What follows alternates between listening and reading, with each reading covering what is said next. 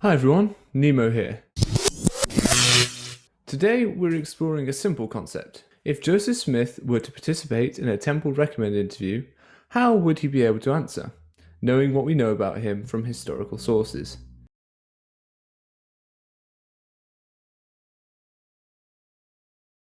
It was unlikely Joseph would have had one of these interviews, as during his lifetime the functions of bishops was different, dealing primarily with the temporal needs of the church. However, in other capacities, Joseph did subject himself to those called to minister to him and counsel with him. Therefore, we will subject Joseph Smith, the historical figure, to a modern temple recommend interview. I will be playing the part of a nosy bishop, who goes beyond the yes-no nature of the questions, and I've invited a friend along to play the part of Joseph Smith. A little bit of Louisa by my side, a little bit of Agnes would be all right. A little bit of Zina's all I need. A little bit of Bishop Nemo, how are you today? I'm very well, Brother Joseph. How are you? I'm doing great. Now, you summoned me to your office, and so I thought I'd pop on by and see what was up in your corner of the woods. What's on your mind? I thought we would have a bit of a temple recommended interview. You know, people are going to be asked these questions to be able to enter the temple, like the one in Kirtland, the one in Nauvoo, and so I thought it'd be important for us to go through them together. What do you think? That sounds brilliant. No problem at all. I'd be happy to answer any and every question that you might have for me, especially if it'll help further the kingdom. You know, I'm all about furthering the kingdom, so let's get to it. So, Brother Smith. No. Do you not remember that I requested specifically and explicitly to have everybody refer to me by my rightful and greatest title, which would be... You've lost me here. Is it Elder Smith? President Smith? No. Is it President? No. Is Prophet it Prophet Smith? Prophet? No. It is General Smith. Okay, very good. Yes. No. General Smith is my highest and greatest title, and it is the title by which everybody shall call me.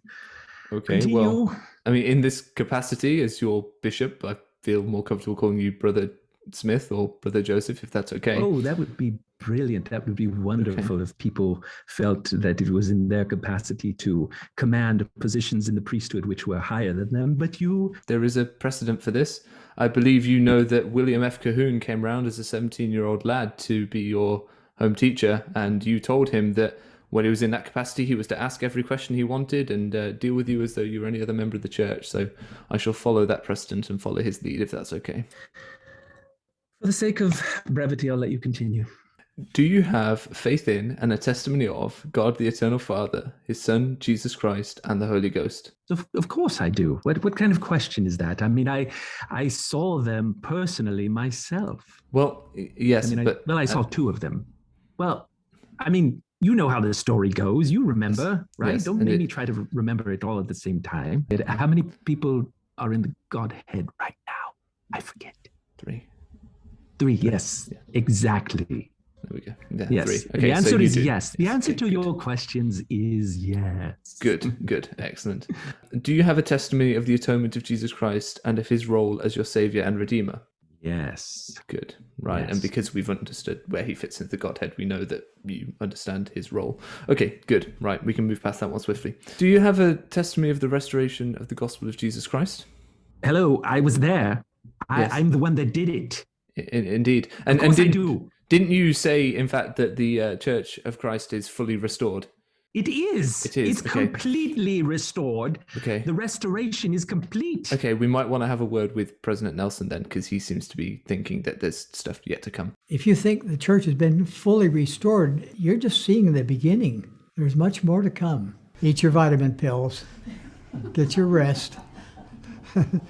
It's going to be exciting. But I'll deal with that. I won't take up any more of your precious time. I'll sort that later.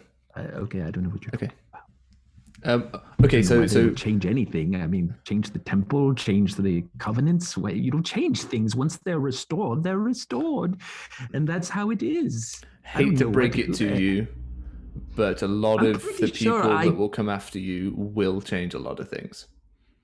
No, no, no, no, no, no, no, no, no. I'm pretty sure God would not like have the great apostasy happen where people changed all kinds of crap and then have me come in and restore it, only to have people change all kinds of crap again. That would be ridiculous.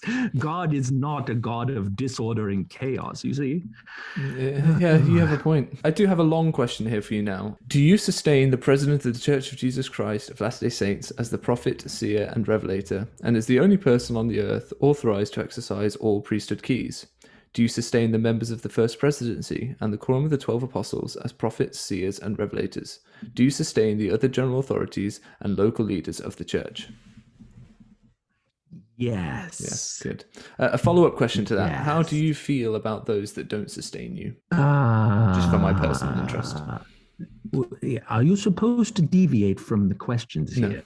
I mean, I don't want to have to get into what we do to apostates here in this. Okay, I mean, we believe in holding to the freedom of a man to worship how, where, and what they may. True, yeah. Just so long as it's not in my city and doesn't disturb our proceedings and goings on, or else we will bring the full force of the law against them, throw their ass in jail, fine them certain amounts of money, and that's one of the risks that you play. Yeah, okay. Yes. The Lord has said, all things are to be done in cleanliness before him. Doctrine and Covenants 42:41, I believe that's some of your handiwork.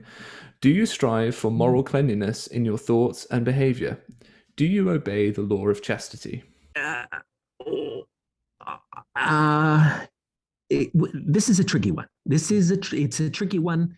And when I say it's a tricky one, what I mean is that the law of what is the law of chastity really? You know, it's you could say it's has been revealed in the 1835 edition of Book of Commandments. You could argue that sets forth the standard of marriage amongst the saints as monogamy, a man having one wife. Yes, that's very all well and good, but that's marriage. That's like, you know, a worldly institution. We are living in an existence defined, built up, and characterized by God's laws.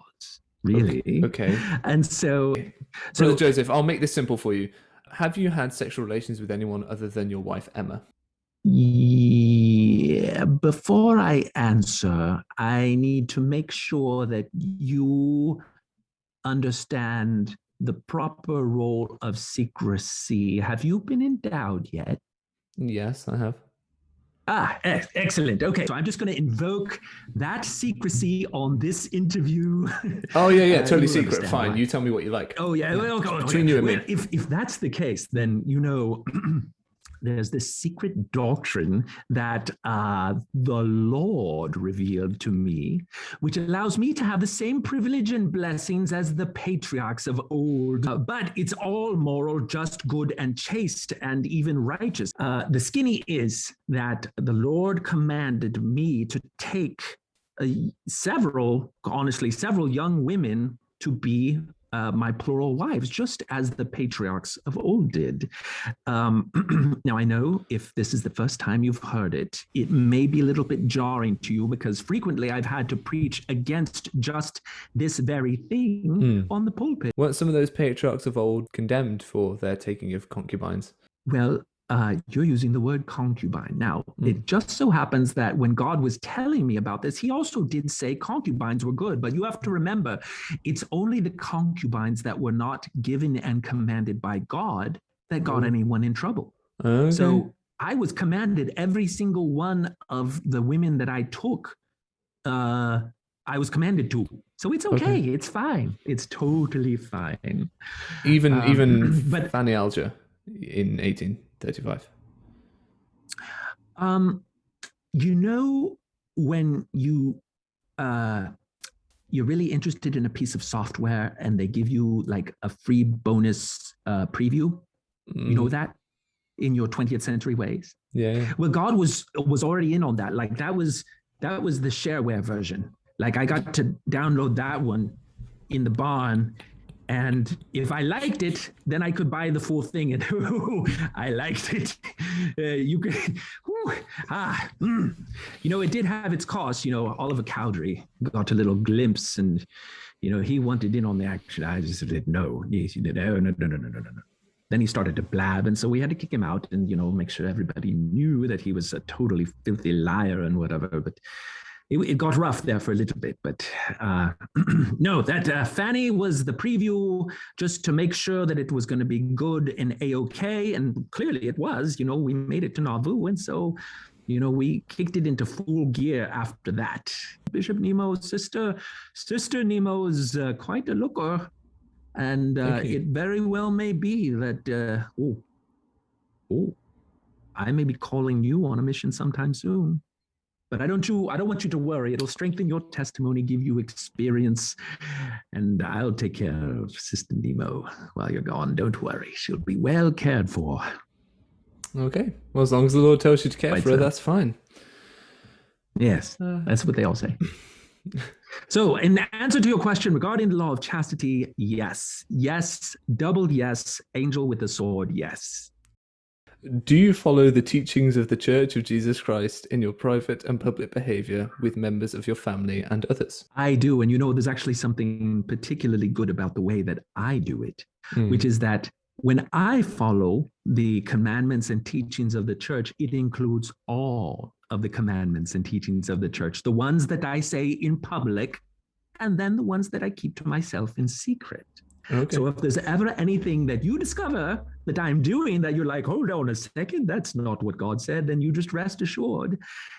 It's the secret teachings that I am very carefully obeying. Okay, so the fact that some people swore an affidavit saying that polygamy wasn't happening, is that so you could keep it secret away from the public eye so that you could do it because not all of them should know about it? They may have sworn under affidavits, but they did not swear that they were obligated to tell the entire truth. They're not attorneys. They're not obligated. I mean, honestly, what they said was true for a certain amount of time. There is a member of the leadership of this church around now that you would get on very well with, I think. His name's Dallin H. Oakes. I think you'd get on very well with him. Your view of the truth and the need to tell the truth and when is, I think you guys would get on. If he's really wise, I would wager that he actually simply examined my life, the statements and choices that I made, found what rationalizations drove those apparent inconsistencies, and then created a post hoc justification that he can use for his own decisions in acting on behalf of the church. It's all very up and ethical and good, frankly. Fair enough. Kudos to you, Dallin H. Oakes. I have to ask you then, on this vein, Joseph, do you support or promote any teachings, practices, or doctrine contrary to those of the Church of Jesus Christ of Latter-day Saints? Now, that could be tricky for you because there's the official doctrine and some of the things you do may run contrary to that. But as we've discussed, there's the doctrines that you get told that no one's meant to know about that therefore are still doctrine of the church, but they're just not generalized doctrine, right? I could see that we acted in great wisdom in placing you in a position of authority because you've already started parroting back my own justifications to me. Just don't try to use them for yourself. Okay, wouldn't dream of it. Do you strive to keep the Sabbath day holy, both at home and at church, attend your meetings, prepare for and worthily partake of the sacrament, and live your life in harmony with the laws and commandments of the gospel? Well, I do. Although you probably have noticed there are extended periods of time where I seem to be nowhere to be found. That's true. Well, it does say strive. It's not. I strive. It's not that I'm breaking the Sabbath or abandoning the people. It's just that the government keeps chasing me and keeps wanting to hold some trumped up charges against me. And so I find it necessary to go into hiding. Why is it they say they were after you? Just out of curiosity. Oh, some story about cheating. Well, I know there's a number of different stories. One of them has to do with some sort of attempt on the life of Governor Boggs. I mean, really. There's some sort of bank fraud or something in the past. And did they come after you on charges of destroying the printing press? Because I hate to break it to you, but the church in these days may or may not corroborate that you did actually have that done. Oh, yeah. Sorry to break that to you. I forgot about that. Well, okay, so here's the deal. William Law was one of my most trusted counselors. You know, I didn't trust him enough the whole time to really share with him the whole polygamy thing. And when I sort of hinted at it a little bit, he like got his panties in a wad. It was ridiculous, frankly. But you know, he was one of the guys that I got to sign one of the affidavits when the whole John C. Bennett thing busted. And he swore up and down that I never practiced anything like spiritual wifery. And I didn't. I practiced polygamy, spiritual polygamy, celestial marriage, I mean, is what it was. That's what we called it. But, you know, he gets in a big old tizzy and then he goes off with Robert Foster and these other people and they start printing just vicious lies in the Nauvoo Expositor. Terrible lies, horrible lies. Don't ask me which ones were lies, though, because we don't need to get into that. You know, when you give voice and air to lies, people start to think that they're the truth. So we just need to not talk about those lies. Right, okay, yeah. Don't anyway, so... Right, exactly. So I convened a completely impartial body, the City Council of Nauvoo. You know, I hold no sway or control over them. I'm only the mayor, the general, the prophet, the president, the main general storekeeper, the registrar of deeds, the treasurer, the trustee and trust, I believe you are as well. The trustee and trust, the master mason, the president of the quorum of the anointed, the president, prophet, priest, and king of the council of city. Like all those titles don't have anything to do with my role as the head of the city council.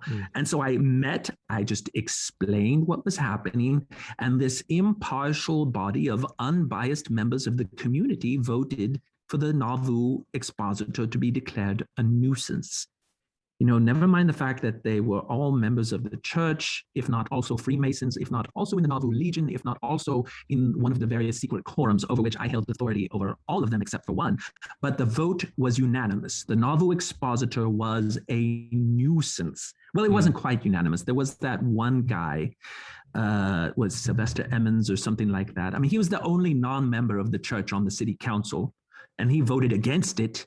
But we don't really care what he says because he's not even a member of the church. So it was a unanimous vote to destroy the Nauvoo Expositor. We marched over, ripped out the printing press, pied the type, and did it with, you know, in the best interest of American democracy and freedom. So I only had freedom of the press be best damned. Interest of our community at heart. All freedoms come with the responsibility. Bishop Nemo, you know this. And the responsibility of a free press is to make sure that you don't step on the toes of the religious, secular, and government authorities. That's pretty much what the press does. At least that's what my press does. I happen to own, you know, the other newspapers in the town, and so we made sure we framed it all appropriately. You'll be very proud of the church. The church does, in fact, own a newspaper to this day. It's called the Deseret News. Of course it does. And it means that the church can have interviews with the media in such a way as that the questions softball them and they don't have to deal with actual difficult questions. Last time they went up against some difficult questions was 2012 against a British journalist, and the church has never done it since, as far as I know. My next question for you is quite a simple one. Do you strive to be honest in all that you do? Yes. To the extent that anyone else has a right to know any particular piece of information, I am honest. What about when you cried to Isaac Hale and told him that you would never practice glass looking again and you'd never look in a stone again, and then you proceeded to use that to translate the Book of Mormon? Would that be a bit of a fib? No. You have to look at the specific words that were said. Okay. And I said that I would never practice glass looking at that particular hill ever again. And I didn't. Oh, fair. I can't fault you for that. And when you said that the Kinderhook plates contained the story of a descendant of Ham through the loins of Pharaoh, and it turned out to be fake plates, was that not a lie? Because if they were never real plates, then it never really contained those things. I don't know where you're getting your news from, but that was William Clayton who put that down there. I never said that. He was not trying your to scribe? make me... No. It's some, you know, I employ scribes, but they also get swept up in the majesty of the power of God, and they want to try to puff up my image and make it seem like I have more powers than I have sometimes. But it was William Clayton. My handwriting is nowhere on it. You'll never find me talking about it. That's all just a made up, tempest in a teapot or kettle. I'm trying to come up with tea metaphors so you British people can understand, but I'm not very good at it. And when you plagiarized Adam Clarke's commentary on the Bible for the Joseph Smith translation of the Bible, is that honest? I think you mean when God revealed to both Adam Clarke and myself some basic, simple truths that were excluded from the Bible. Okay. What about... I'm a little bit disturbed by this channel. Are you questioning or do you have questions? What is the difference? I'm pretty sure there's a distinction there. Well, because you had a question, right? You had a question. Which church should I join? God said they're all wrong. And you went, fine, okay, what should I do? And you said, start another one. But if you had been questioning the current religion at the time, would that have been acceptable? What's the difference? Well, that's the difference. I went with questions. I didn't have a preconceived notion. Mm-hmm. In fact, God's answer to me was completely out of left field. I had no idea that I even asked that question until I read one of the accounts several years later, but that's beside the point. Well, you did say it had never entered into your heart, didn't you? Yeah, yes. But then in one of your other accounts, you did say that you had thought that they may all be wrong. Yeah, I know it's difficult. It didn't enter my heart. It was hovering around the pericardium. It wasn't quite in my heart yet. It was just around the heart. And then the final one, really, just question on this point, because I just want to make sure that we're definitely establishing that you do strive to be honest in all that you do. Yes. When you gave a translation for Egyptian papyrus that you bought from Chandler's traveling market, and it has since been discovered that they aren't anything to do with Abraham or Kolob or any of the sort of astrological things that you said, were you honestly believing that God was channeling to you some translation despite its falsity in the future?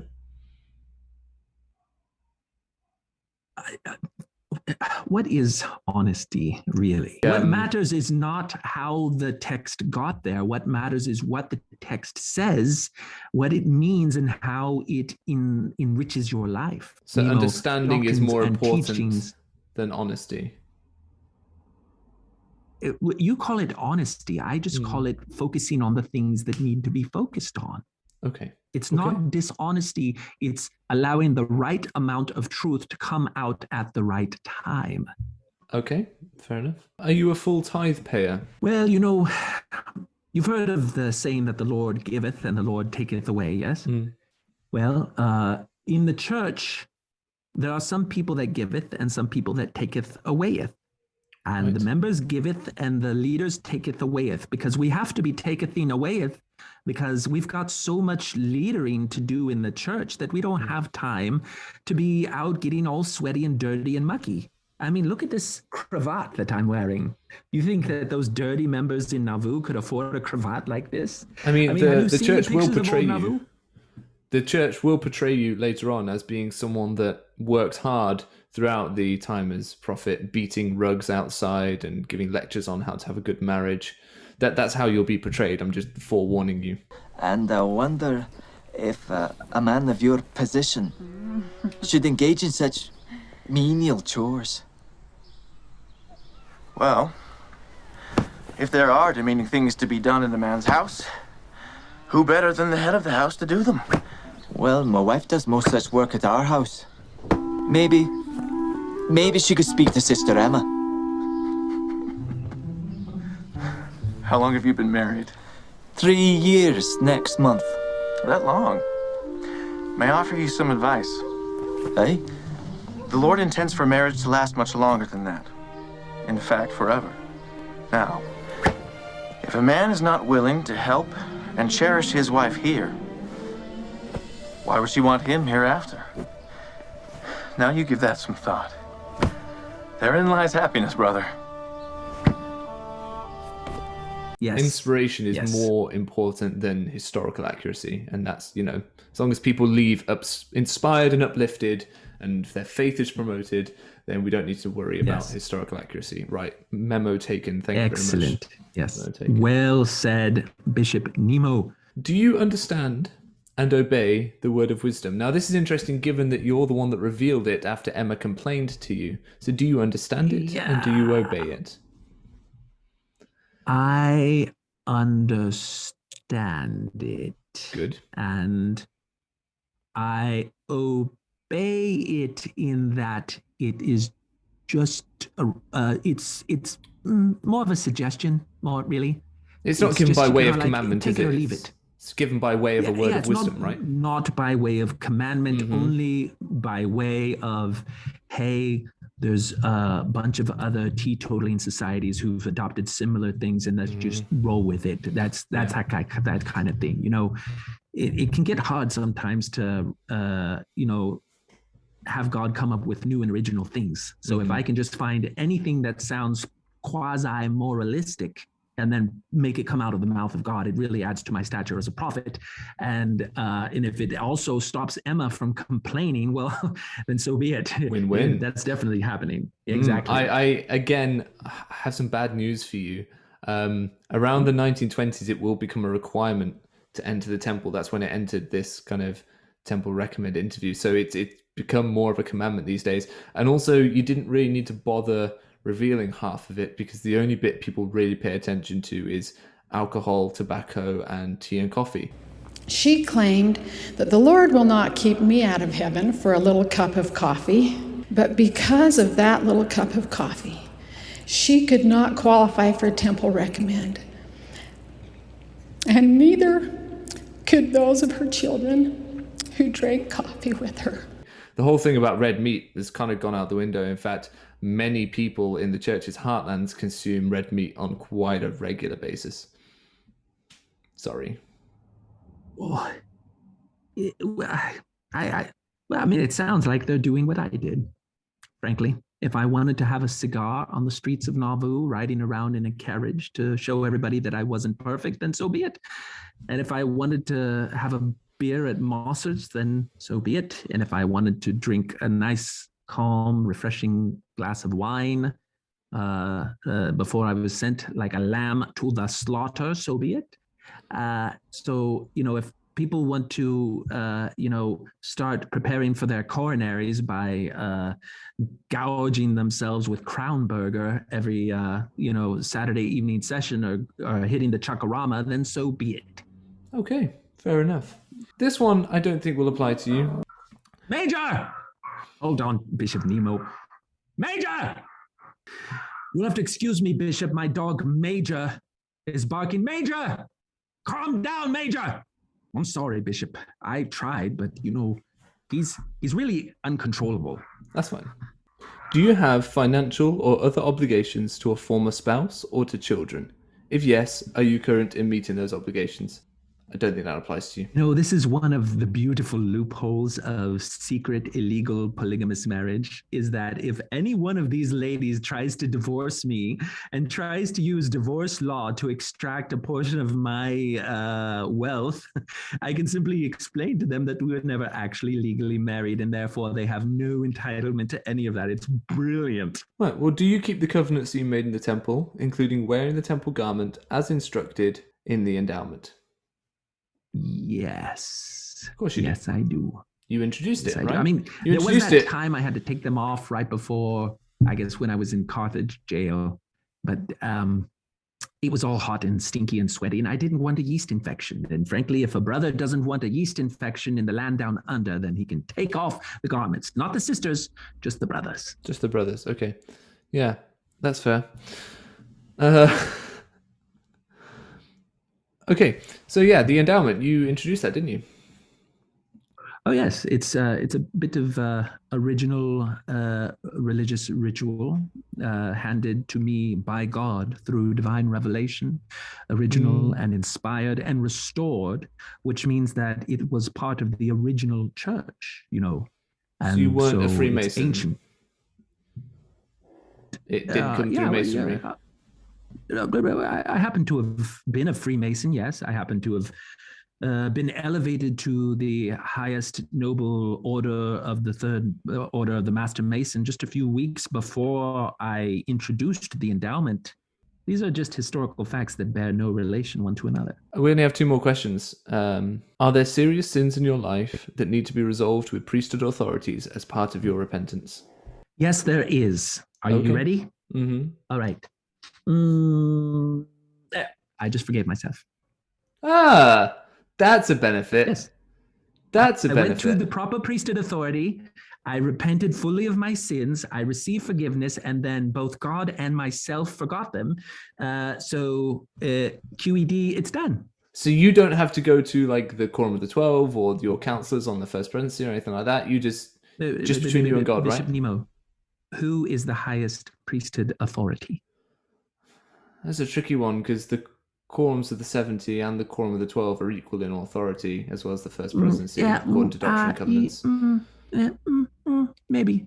But the thing is, you know what happens every time I go and talk to my best bud, JC, don't you? What happens? I'm like, hey, JC, what's up? And he's like, yo, brother Joe, thy sins are forgiven you. Like every time, it's almost like how we greet each other. You know, I go in for the fist bump and he's like, yo, your sins are forgiven. Okay. Well, then the final question. Yes. Do you consider yourself worthy to enter the Lord's house and participate in temple ordinances? Yes, double yes, of course, yes. Yes, okay. Yes. There's no more yes than that. Okay. So, I think that's it. I have some concerns, but nothing I don't think you can't handle. And as you pay your tithing, or you receive the tithing on behalf of the Lord, and then give it to him somehow by serving his children with it. And because you sustain your church leaders, those are the most important things. And so I think I have no qualms about giving you a temple recommend. And also you feel that you're worthy, so that's fine. So there you are. Well done, thou good and faithful servant. Thank you. I will be calling upon you to give your name to an affidavit affirming my upstanding righteous and moral character, should the need ever arise, because now that you've affirmed my righteousness by giving me this temple recommend, no backsies on that one, okay? Well, no backsies from my end, but you will have to go and speak with the stake president as well, because this is a 2-parter type thing. But I'm sure that'll be fine. It's just the same questions over again to another person. All right. Well, thank you, Bishop Nemo, and until next time, adieu. Adieu. So, everyone, that was my temple recommend interview with Joseph Smith. It's the most surreal experience I think I've ever had. And, of course, that wasn't actually Joseph Smith. The person behind the mask, the man behind the mask, the Wizard of Oz, as it were, was my friend Jonathan Streeter. John, do you want to reveal yourself? So yeah, let's talk about that a little bit. It takes me a little bit to get used to the Nemo dry sense of humor. I think I saw you laughing a little bit in ways that I've never seen before. But I generally try to keep my poker face. Joined by Major. The bishop's or the prophet's dog Major is played by Yu-Gi-Oh. There we go. My co-host. So what do you make of that? What do you make of the idea that if the prophet were to take a temple recommend interview today, I mean, he would pass on the basis that he would say he sustains his church leaders and he pays his tithing, but there's other things in his life that, like, you could get excommunicated for these days. Well, I mean, I think that's what was so beautiful about when you read in church history and you see the different ways that Joseph used plausibility, plausible deniability, language, rhetorical sleight of hand to get out of tough spots when he's confronted with anything that he, would otherwise be held accountable for, whether it's polygamy or financial dealings or, anything else. There was always a way to answer it. And, if you can always start out by pointing to higher principles in terms theology, doctrine, God's purposes that can then justify anything. But then if that doesn't work, you can always pull the authority card, and that there are certain privileges and blessings afforded to people in authority that members don't have, and then just do the blame reversal thing. Is like, the problem is really the person who's criticizing. They're the ones who have the problem. Yeah, we saw you do some of that on Joseph's behalf, where you were saying, well, I get to forgive myself. I get to live doctrines that I don't have to tell the members about. But if I'm challenged on them, or if they're uncovered, I can say they were doctrine, and I can post hoc jimmy them into things. Like, or outright deny them, and then just later just say, well, it's only for some people, or God wasn't yet ready to reveal it to the wider people. Like so many things, the theology enters into reality when there's a need for it. And so that's that post hoc rationalization that can happen. And when you are God's single mouthpiece, then you have the ability to declare God's word, and who is going to challenge you? And so it then becomes almost like a gospel of expediency. It's like, well, when this becomes expedient, I'll make it happen. Yes. And that's where you can even use ancient scripture and say, not all things are lawful, but there are things which are expedient. And to say that, well, that's, that trumps any other consideration. You see that in any other religious context, and you're like, that sounds a little bit like a religious charlatan who's just using the name and voice of God to get his own priorities met, his own jollies. And I don't know whether it was you that said, when you were talking about the happiness letter, I think it might have been you, you were saying that Joseph's ability to switch from his own voice to the voice of God in writing is quite extraordinary. And it shows just how well-versed he was in essentially speaking as God. Yeah. I think that happiness letter is such a crystal clear exposition of the way that Joseph Smith used the religious mode, pious language, allusions to ancient scripture tied into modern divine special permission, frankly, for prophets to do things. And when you realize what he's doing and the arguments he's making, he's not saying that prophets can bend the rules a little bit. He's saying things that you consider abominable by traditional moral norms could be permissible and even celebrated if commanded by God through his prophet. Oh, and by the way, I'm the prophet, and he commands it. And at the end of the letter, when he just goes from talking in his own voice and then seamlessly transitioning to thus saith the Lord from God in God's voice in the first person, that is just a mind-blowing thing when you consider that his ability to do this in letter could be replicated in any other revelation, that it's just a man who's very capable of channeling God like that. Putting that piety on. Yeah. I know what some of these comments are going to be. They're going to say, well, who are you to judge Joseph Smith and all this sort of stuff? You know, and people ask me about the current church leaders, why are you judging them so harshly? It's like, well, they speak directly to God. That's the claim. There's a certain standard we have a right, I think, to hold them to if God is directly intervening in their life and in what they tell us. And so these very basic tests of asking, would Joseph Smith be held to the same standards that we are held to? Would he be found wanting? Yes. It would apply to Russell M. Nelson as well. I did a video, and then Bill Reel and RFM knocked it out of the park, discussing how Russell M. Nelson lied about the airplane story. He lied about the air crash.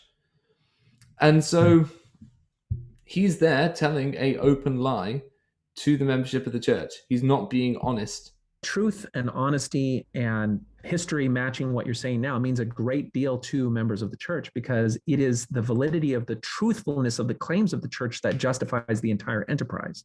Because your salvation is on the line, your eternal family is on the line, and all of these things only come together and are sealed and bound to you if everything is true. Then that's where you want a very concrete truth and not this wishy-washy metaphorical expedient truth. Yeah. Okay, would you have any thoughts or comments on the Temple Recommended Interview itself? I think anyone that grew up in the church that has been through a number of these interviews will have some sort of footprint on their psychology from the interviews, because they start at a very young age when you are very much dependent on the adults around you, both to keep you safe, but also to model appropriate behavior and to establish, the foundations of your community environment in terms of who you can trust, who is worthy of having access to your vulnerability. And in the Mormon Church, when you have young children who are 7 years old, in preparation for their 8-year-old baptism, being placed in an office with a person who there's been few, if any, background checks on, who is basically given access to your most vulnerable, intimate aspects of your life, in that you are told that you can tell the bishop anything and that you should, especially if there are other things, then that leads to unhealthy patterns of unhealthy boundaries being solidified in the minds of developing young people. It provides a space where people who may be in positions of authority, who are also prone to abuse or may be abusers themselves, to engage in that activity. And it leads well-meaning bishops to interfere in the lives and psychology of people in ways that they are not trained or prepared to, and may actually lead to great harm in the way that they use that position of authority. And we've seen many, many stories of all three of these things coming together and producing some very unhealthy and bad outcomes. Communities do have a justification for finding some way for there to be a process of mentorship. There are families out there that do benefit from having some sort of mentor, external adult who can act as a role model and role figure, but there are ways to do that that are healthy and bounded by good ethical considerations, and then there are ways not to do it. And it's not just the church. A lot of different communities are coming to terms with the proper way to do that. And I'll just, you can Google the Australian Commission on Institutional Abuse and see that they've come up with some best practices that include things like background checks, like how to educate both the members and leaders of various organizations on how to implement these things. And I think the church is far from the gold standard on how to do that. They've made some important changes, and we'll see what the future holds as far as, the benefit of the restoration not being complete is that it's giving the church room to change and adapt, perhaps with a little more facility than they have in the past. Well, thank you very much, everyone, for watching. Jonathan, your channel, tell people about it.